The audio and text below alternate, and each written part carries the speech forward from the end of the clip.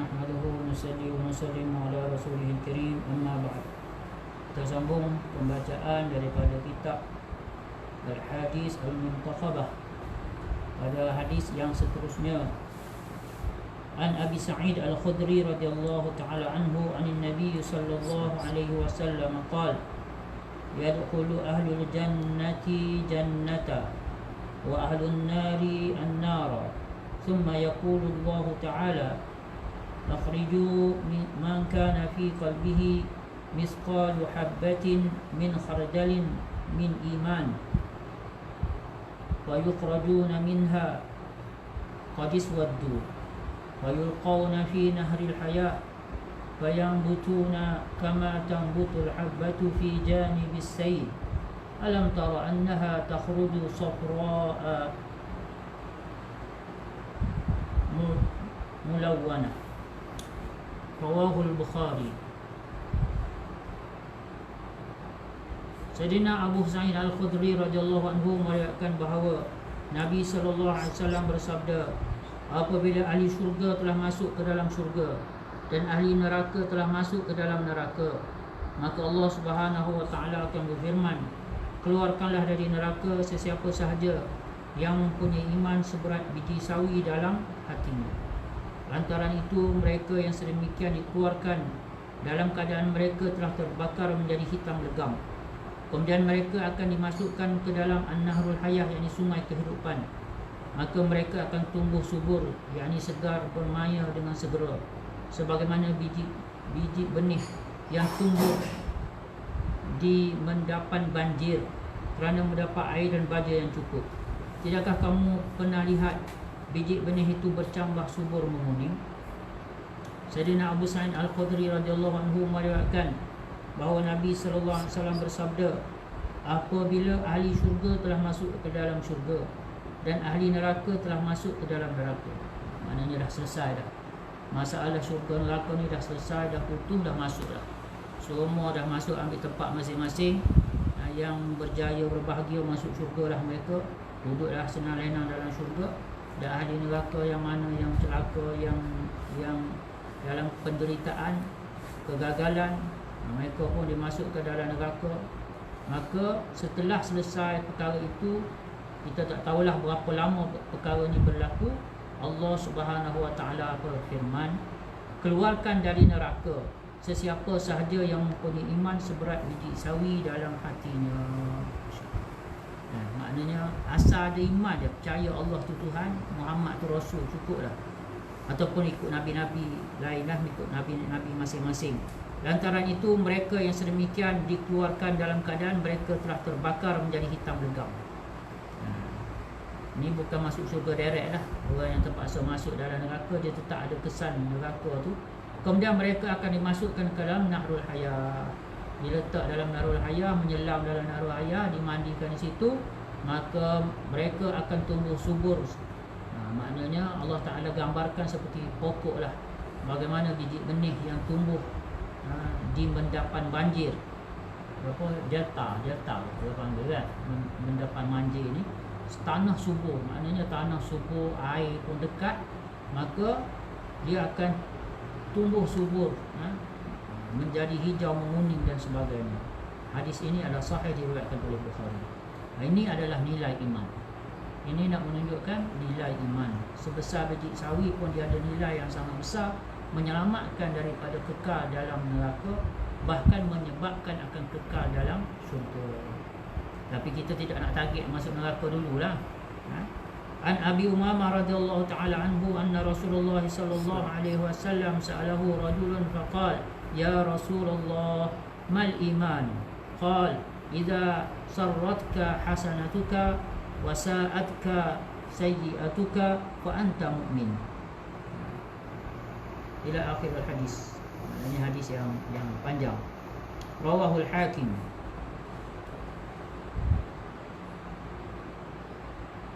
Sayyidina Abu Umamah radhiyallahu anhu meriwayatkan bahawa Rasulullah sallallahu alaihi wasallam telah ditanya oleh seorang lelaki, wahai Rasulullah, apakah itu iman?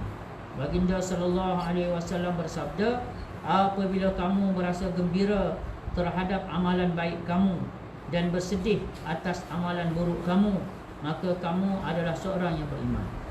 Nah, ayat sekali lagi ni.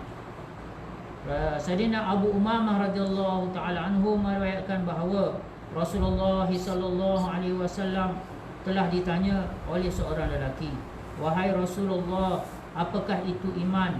Baginda sallallahu alaihi wasallam bersabda, "Apabila kamu berasa gembira terhadap amalan baik kamu dan bersedih atas amalan buruk kamu, maka kamu adalah seorang yang beriman." Jadi daripada hadis ni adalah diriwayatkan oleh Al-Hakim dalam Mustadrak dia, iaitu dalam kitab Mustadrak Al-Hakim, dan Al-Hakim telah menghukumkannya sebagai sahih dan dipersetujui oleh Imam Az-Zahabi. Jadi dalam hadis ni kita boleh tengok yang mana ada beberapa perkara yang perlu kita ambil pelajaran. Yang pertama sekali,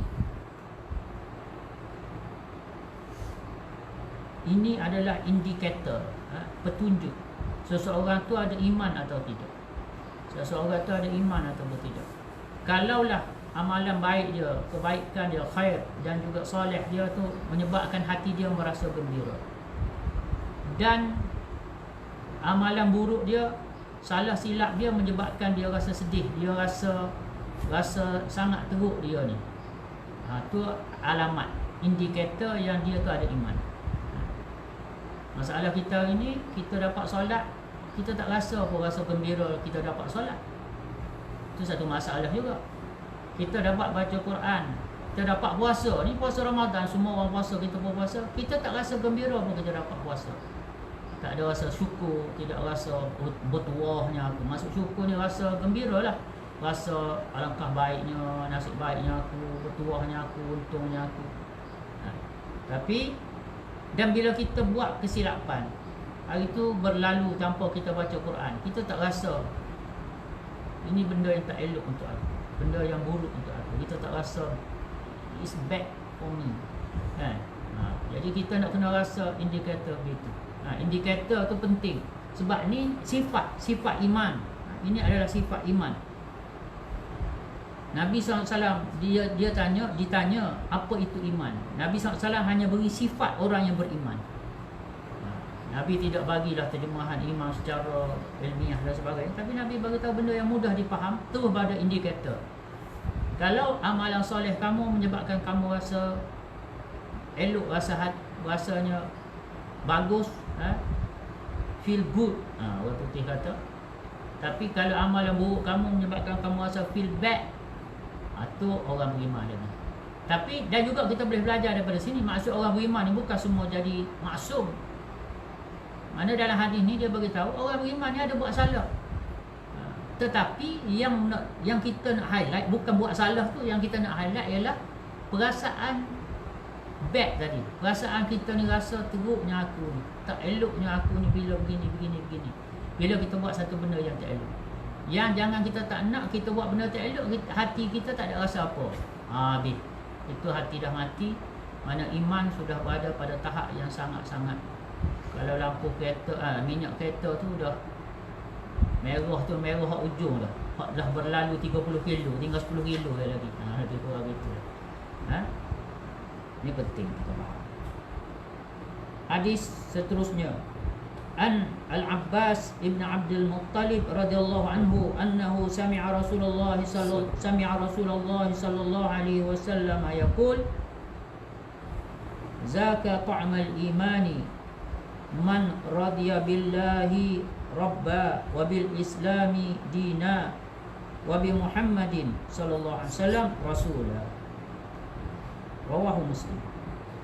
Sayyidina Abbas bin Abdul Muttalib radhiyallahu anhu meriwayatkan bahawa beliau telah mendengar Rasulullah sallallahu alaihi wasallam bersabda, kelazatan iman pasti dapat dirasa oleh sesiapa yang redha bahawa Allah sebagai Tuhan, Islam sebagai agama dan Nabi Muhammad sallallahu alaihi wasallam sebagai rasul.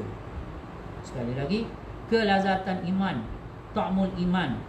Kelazatan iman pasti dapat dirasa oleh sesiapa yang redha bahawa Allah sebagai Tuhan, Islam sebagai agama dan Nabi Muhammad sallallahu alaihi wasallam sebagai rasul. Hadis sahihlah riwayat Muslim. Ada sedikit keterangan di bawah ni.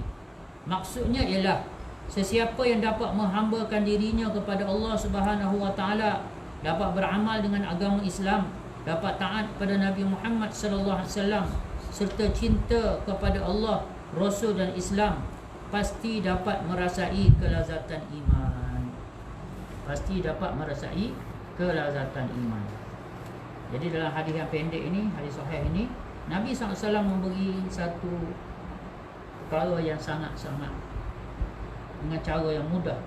Mana iman ini sebenarnya dia dapat rasa, dia ada rasa dia ada kelazatan dia, kenikmatan dia. Jadi cara dia ialah bila kita benar-benar redha dengan Allah Subhanahu Taala sebagai Tuhan kita. Bila kita redha Allah tu Tuhan, maknanya yang penting bagi kita ialah kita akan jaga sungguh-sungguh segala titah perintah Allah Subhanahu Wa Taala. Ya. Kita berusaha sungguh-sungguh untuk menyukakan Allah Subhanahu Wa Taala. Dan siapa yang meletakkan Islam ini sebagai agama, agama ni perintah Allah lah. Amalan-amalan dalam Islam, suruhan, larangan, 5 hukum lah. 5 hukum. Setiap amalan ni ada 5 hukum.